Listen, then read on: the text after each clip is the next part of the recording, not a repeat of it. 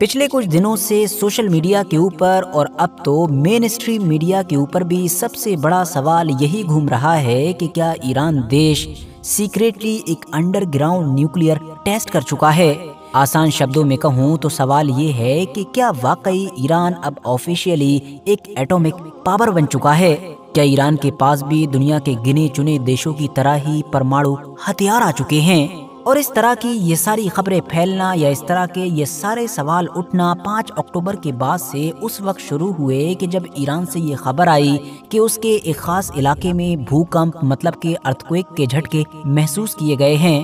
5 اکتوبر کی رات میں لگ بھگ 10:45 پر ایران کے سیمنان پروونس کے اردان شہر اور اس کے آس پاس کے علاقوں میں 4.5 میگنیٹیوڈ کا ارتھکویک محسوس کیا گیا۔ انٹرسٹنگ بات یہ ہے کہ ایران کے جس خاص علاقے میں یہ بھوکمپ آیا ہے، یہ سب کچھ ہوا ہے، وہ دراصل ایک چٹیل ریگستانی علاقہ ہے کہ جہاں پر ہسٹوریکلی یہ بھوکمپ وغیرہ بہت کم ہی دیکھنے کو ملتا ہے۔ یہی وجہ ہے کہ اس بار کا یہ بھوکمپ سوشل میڈیا پر اور بھی زیادہ شک کے دائرے میں آ گیا۔ تو اب سب سے پہلا سوال تو یہی ہے کہ آخر اس پورے معاملے کی سچائی کیا ہے؟ کیا اس خبر میں کوئی بھی دم نہیں ہے اور یہ جو بھوکمپ آیا تھا یہ دنیا میں باقی آنے والے بھوکمپ کی طرح ایک نیچرل بھوکمپ تھا، یا پھر واقعی اس بار ایران نے اندر ہی اندر کچھ ایسا کر ڈالا ہے کہ جو میڈیا پر نظر نہیں آ رہا ہے یا پھر جان بوجھ کر میڈیا پر دکھایا ہی نہیں جا رہا ہے؟ تو دوستو آگے بڑھیں اس سے پہلے یہ جان لیجئے کہ ویسے تو ایران ہمیشہ سے ہی اپنے نیوکلیئر پروگرام کو لے کر منع کرتا آیا ہے۔ مطلب اس کا ہمیشہ سے یہی کہنا رہا ہے کہ اس کا نیوکلیئر پروگرام دراصل سیویلینز پرپس کے لیے ہے، نہ کہ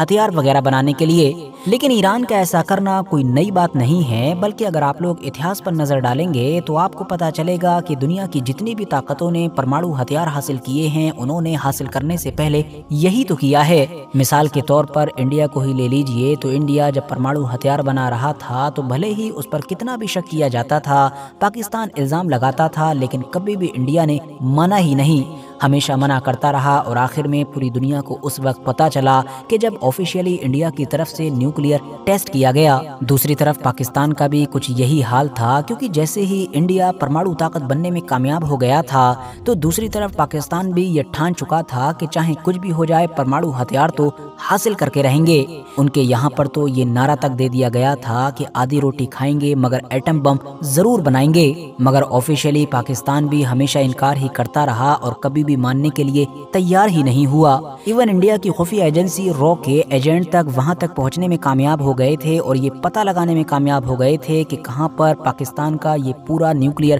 پروگرام چل رہا ہے۔ اس کے بعد اس دور کے انڈیا کے پرائم منسٹر نے اس دور کے پاکستانی لیڈر کو ڈائریکٹ فون کر کے یہ کہا بھی کہ ہم کو پتا ہے کہ تم فلاں جگہ پر کیا کر رہے ہو۔ یہ سن کر پہلے تو جنرل ضیاء الحق جو اس دور میں پاکستان کو چلا رہے تھے ان کے پیروں کے نیچے سے زمین نکل گئی کہ آخر ان لوگوں کو کیسے پتا چلا، مگر پھر بھی وہ کسی بھی حال میں ماننے کے لیے تیار نہیں ہوئے، اور آخر میں جا کر پاکستان نیوکلیئر ٹیسٹ کر کے ہی مانا، اور تب ہی پوری دنیا کو اس بارے میں آفیشیلی جانکاری ملی۔ انڈیا پاکستان کو تو چھوڑ ہی دیجئے، اسرائیل پر نظر ڈالیے، اس نے تو آج تک بھی آفیشیلی اس بات کو مانا ہی نہیں ہے کہ اس کے پاس پرماڑو ہتھیار ہیں، لیکن دنیا جانتی ہے کہ اس کے پاس پرماڑو ہتھیار ہیں، اسی لیے اس کو پرماڑو طاقتوں میں کاؤنٹ کیا جاتا ہے۔ تو ایران بھی کچھ الگ نہیں بلکہ انہی پرانی روایتوں پر ہی چل رہا ہے، اور آپ کو جان کر شاید حیرانی ہوگی کہ ایران کے سپریم لیڈر سید علی خامنائی، جو دراصل ایک ریلیجیس مطلب مذہبی فگر بھی ہیں، انہوں نے اپنی ایک اسپیچ میں کہا تھا کہ یہ جو نیوکلیئر ہتھیار ہیں، یہ جو ایٹم بم ہے، یہ اسلام میں ناجائز ہے۔ عام لوگوں میں بیٹھ کر دی گئی ان کی یہ اسپیچ پوری دنیا میں کافی وائرل ہوئی تھی، کیونکہ اس سے ایک یہ میسج جا رہا تھا کہ شاید ایران نیوکلیئر ہتھیار بنانے میں انٹرسٹڈ نہیں ہے۔ مگر دوستو یہ سارے انکار ایک طرف، سوال تو یہ ہے کہ اگر واقعی ایران نیوکلیئر ہتھیار حاصل کرنے کے لیے کبھی انٹرسٹڈ تھا ہی نہیں تو آخر یہ سارے سینکشنز کس لیے جھیلے جا رہے تھے؟ آخر ویسٹرن دیشوں کی طرف سے یہ جو ایران کو الگ تھلگ کیا گیا ہے اور اس کی ترقی میں یہ ساری چیزیں جو ایک بڑا روڑا بنی ہوئی ہیں، ان سب کو ایران لمبے وقت سے کیوں برداشت کرتا آیا ہے؟ اگر واقعی ایران کے نیوکلیئر پروگرام کی کبھی کوئی حقیقت ہی نہیں رہی ہے تو آخر براک اوباما کے دور میں امریکہ سمیت باقی یورپین پاورز ایران کے کس نیوکلیئر پروگرام سے ڈر کر اور اس کو ہر حال میں روکنے کے لیے اس کے ساتھ ڈیل کر بیٹھی تھیں، تاکہ ہمیشہ نہیں تو کم سے کم ابھی अभी तो ईरान को एक न्यूक्लियर पावर बनने से रोका जा सके। अगर ईरान के न्यूक्लियर प्रोग्राम की कोई हकीकत नहीं है तो आखिर 2018 और 19 के दौर में उन फाइल्स के अंदर क्या था कि जो इजराइल ने ईरान से चुराई थी और फिर बाद में उनको दुनिया के सामने उजागर करके उसको इस्तेमाल किया था ताकि अमेरिका और यूरोपियन पावर्स के साथ ईरान की उस न्यूक्लियर डील को तोड़वाया जा सके। आखिर ईरान के वो सबसे बड़े वैज्ञानिक मोहसिन फखरीजादे किस न्यूक्लियर प्रोग्राम पर काम कर रहे थे कि जिनको इजराइल ने अपनी पूरी ताकत लगाकर और एक लंबा मिशन अंजाम देकर कत्ल किया था, और जिनको आज ईरान की जनता अपने सबसे बड़े नेशनल हीरोज में से एक हीरो मानती है। तो 100 बातों की एक बात यही है कि धुआं हमेशा वहीं से निकलता है कि जहां पर आग, या आग न सही तो कम से कम चिंगारी जरूर होती है। वैसे दोस्तों, पिछले कुछ वक्त से ये भी देखा जा रहा है कि ईरान के ऑफिशियल लेवल पर भी अब न्यूक्लियर प्रोग्राम को लेकर कुछ बदले बदले सुर नजर आ रहे हैं। मिसाल के तौर पर अप्रैल के महीने में जब इजराइल की तरफ से सीरिया में ईरान के कुछ डिप्लोमेट्स को एयर स्ट्राइक्स के जरिए से निशाना बनाया गया था और उस पर वेस्टर्न देश पूरी तरीके से खामोश रहे थे, तो गुस्से में ईरान के एक डिप्लोमेट ने ये बयान दिया था कि हम ऑलरेडी इस काबिल हैं कि एक हफ्ते के अंदर ही न्यूक्लियर हथियार बना सकते हैं। इसके अलावा अभी अक्टूबर 2024 में भी ईरान की तरफ से इजराइल के ऊपर जो अभी तक का सबसे बड़ा हमला किया गया है, और उसके बाद फिर इस तरह की खबरें आ रही हैं कि इजराइल ईरान के न्यूक्लियर प्रोग्राम पर अटैक कर सकता है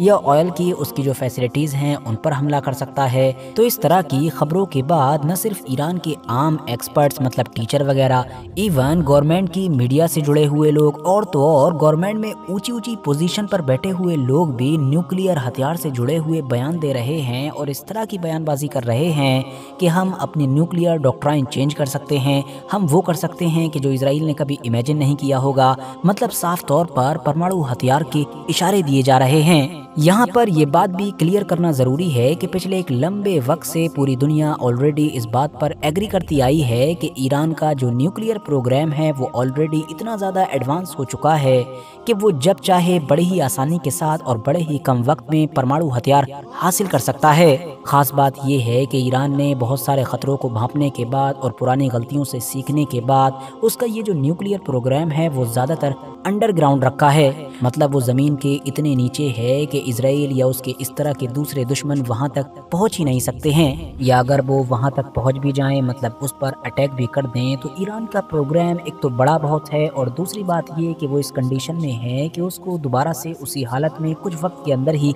लाया जा सकता है। यही वजह है कि बाकी लोगों को तो छोड़ ही दीजिए, बल्कि इजराइल के खुद के पूर्व प्रधानमंत्री उहूद बराक ने दी गार्जियन को दिए गए एक इंटरव्यू में कहा था कि मुझको नहीं लगता कि अगर इजराइल ईरान की न्यूक्लियर फैसिलिटीज़ पर हमला करेगा तो उससे ईरान के न्यूक्लियर प्रोग्राम को कोई नुकसान पहुंचाया जा सकता है, क्योंकि वो तो अब हद से ज़्यादा एडवांस हो चुका है। अब आखिर में सवाल ये भी उठता है कि क्या एक न्यूक्लियर टेस्ट वाकई एक अर्थक्वेक मतलब के भूकंप को जन्म दे सकता है, जैसा कि ईरान के केस में दावा किया जा रहा है, या फिर ये सिर्फ और सिर्फ कहने की बातें हैं। तो दोस्तों, इसको जानने के लिए थोड़ा पीछे चलते हैं। यूनिवर्सिटी ऑफ कैलिफोर्निया की एक स्टडी के मुताबिक 1998 में जो इंडिया की तरफ से न्यूक्लियर टेस्ट किया गया था उसने आसपास के इलाकों में 4.2 मैग्नीट्यूड का अर्थक्वेक मतलब के भूकंप पैदा किया था। इसके अलावा यूनिवर्सिटी ऑफ कैलिफोर्निया की ही एक दूसरी स्टडी में ये भी बताया गया है कि 2017 में नॉर्थ कोरिया की तरफ से किए गए न्यूक्लियर टेस्ट से लगभग 6.3 मैग्नीट्यूड का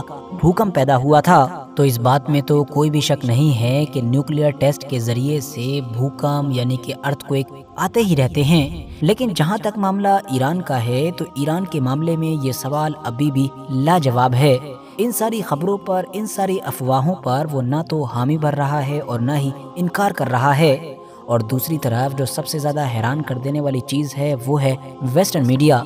वेस्टर्न मीडिया इस पूरे मामले पर पूरी तरीके से चुप्पी साधा हुआ है। यानी आम तौर पर हमने जैसा कि हमेशा से देखा है कि सोशल मीडिया पर जब कोई भी खबर बड़ी तेज़ी के साथ फैल जाती है तो वो चाहे सच हो या झूठ हो, वेस्टर्न मीडिया की तरफ से उसका फैक्ट चेक तो कम से कम किया ही जाता है। मगर इस मामले को अगर आप लोग गूगल पर सर्च करेंगे तो आपको पता चलेगा कि वेस्टर्न मीडिया की तरफ से जनरली इस पूरे मैटर को टच ही नहीं किया गया है। बाकी अगर ईरान ने सच में अंडरग्राउंड कोई न्यूक्लियर टेस्ट किया होगा तो आने वाले दिनों में खुलासा हो ही जाएगा, और अगर नहीं किया होगा तो शायद धीरे धीरे ये खबर कहीं पर दफन हो जाएगी। लेकिन हाँ, यहाँ पर एक पॉसिबिलिटी और है कि ईरान कभी इस बात को कबूल ही ना करे, क्योंकि बहुत सारे लोग ये मानते हैं कि जैसा कि उसका सबसे बड़ा दुश्मन इजराइल न्यूक्लियर को लेकर कभी भी कोई साफ बात बताता ही नहीं है, यानी ना कभी कबूल करता है ना कभी डिनाई करता है, तो मुमकिन है कि ईरान भी जब न्यूक्लियर पावर बने तो इसी कंडीशन में रहे, मतलब ना तो कभी खुलकर कबूल करे और ना ही इनकार करे। और इसी शक की वजह से ही बहुत सारे मीडिया एक्सपर्ट्स ये कहते आए हैं कि हम तो ये भी नहीं कह सकते हैं कि ईरान अभी एक न्यूक्लियर पावर नहीं है। फिलहाल दोस्तों, इसी के साथ आज की अपनी वीडियो को भी हम यहीं पर खत्म करते हैं। मुद्दे से रिलेटेड कमेंट बॉक्स में अपनी कीमती राय जरूर दें। वीडियो पसंद आने पर न सिर्फ वीडियो को लाइक करें, अपने फ्रेंड्स के साथ भी जरूर शेयर करें, और ऐसे ही नॉलेजेबल और हिस्टोरिकल वीडियोस हमेशा देखने के लिए हमारे इस चैनल को सब्सक्राइब करने के साथ साथ बेल आइकन को जरूर प्रेस करें।